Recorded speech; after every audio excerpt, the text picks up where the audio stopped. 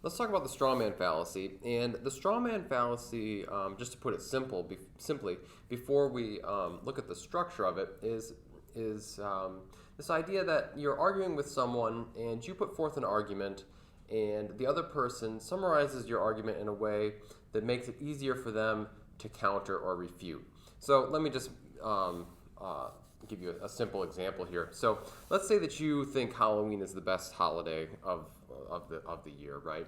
And so you're arguing with your friend, and maybe it's a friendly disagreement. It doesn't have to be a full-blown argument, but you claim that Halloween is the best holiday, and you give a few reasons. And then your friend says, well, I don't know why you don't like the 4th of July. I mean, the 4th of July has its own kind of traditions and kind of like Halloween does, and you eat a certain type of food usually on the 4th of July like you do on Halloween. So I just don't understand what you have against the 4th of July. And to that you would say, well, that's not the argument that I made, right? The argument that I made was that Halloween is the best holiday, and I didn't say anything about the 4th of July. So they have taken your argument and turned it into something slightly different than what it was. You may think 4th of July is worse than Halloween. Obviously you do, because you think Halloween is the best. But that doesn't mean that you were claiming that Halloween or that the 4th of July is bad. Okay, so the general structure goes like this. One person raises an argument. Let's call it A sub 1.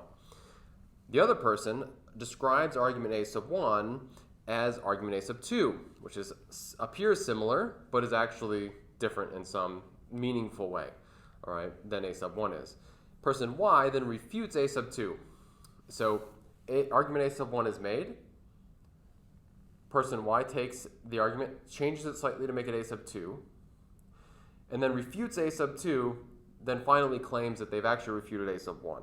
Okay, so that's the straw man fallacy structure. Essentially, it's this idea. Instead of countering the argument that was made, you counter a weaker version of the argument. Okay, so that's straw manning. There's variations of straw manning. Let's go over to the quick tip here, and I'll kind of explain this thing called extreme manning. Okay, so first of all, if we have two ways, if we have two things that are related in some way, we can phrase how they're related in many different ways. So we can say all X are Y, most X are Y. You can read them right there all the way down to most X are not Y or no X are Y. Okay. So one form of straw manning called extreme manning is where someone claims, let's say, most X are Y, and the person that they're arguing with changes their argument to be all X are Y. So, for instance, let's take something that everyone can usually agree on, the abortion debate. Okay, so what will typically happen in a lot of these debates or discussions around abortion is that most people fall in the middle somewhere between absolutely pro-life and absolutely pro-choice. Okay, so if everyone is sort of on that spectrum somewhere, it's easier to refute or counter the most extreme versions of the argument. So let's say that someone claims that they are for a woman's right to choose to have an abortion in most instances. Someone that is trying to refute that argument or argue with that person might say, well, those pro-choicers, they're okay with abortions at any time during a pregnancy. So they're okay with 1 second before birth an abortion at that point, but yet it becomes murder 1 second after birth. And so you think, well, that's not what most people think. Even most pro-choice people don't think that. So what that person has done is they've taken the pro-choice general case where they say most abortions are okay in most instances, or whatever it is the person's arguing.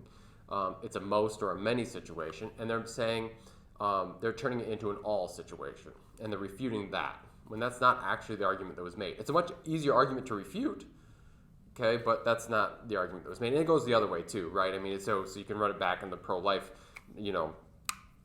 direction as well. So I don't mean to pick on pro-choicers or vice versa. It runs in both directions. Both sides do it. But that's the idea of the straw man fallacy, and that's one version of it, is the extreme manning, where you take an extreme version of the person's argument, not really what they were making, the argument they were making.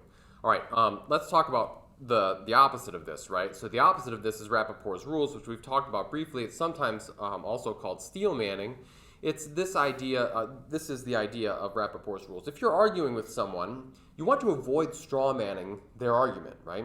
Because one, if you're doing it intentionally, well, then you're not even having a good faith discussion with them. You're not actually trying to be in kind of act in good faith with them in terms of what you're talking about. If you do it accidentally, well, you want to avoid that, because if you're going to have a disagreement with them in which everything is kind of the best arguments on each side are on the table, and that's what's being discussed. So how do you do that? Well, instead of straw manning someone's argument, you can steel man them. This is how you do it. You attempt to re-express the other person's position so clearly, vividly, and fairly that the person that you're arguing with says, thanks, I wish I had thought of putting it that way. Like, you put it in that's a fantastic version of my argument. I totally get it and buy into it, and that is exactly the argument that I'm trying to make. You've made it better for me. Thank you. Okay, so that's step one. And then you want to list any points of agreement that you have. So you restate the other person's argument in such a way that they're happy with it, and then you say, here's the best version of your argument. Here are the things that I agree with, the things that I agree with you on, X, Y, and Z, whatever. Okay, so especially if they're not matters of a general or widespread agreement, because it shows that you're not trying to just battle them, you're not trying to just go head to head with them, and that you actually agree on some things, and you're just going to try and focus on the parts that you disagree on. Okay. Then you should mention anything that you learned from the target. This is an act of good faith. It's showing that you are interested in having a high quality discussion in which you both get closer to whatever the truth is in the situation. All right, and then at that point, go ahead and rebut or criticize or whatever the strongest version of their argument is. Okay, so that's the antithesis. That's the antidote to straw manning is steel manning.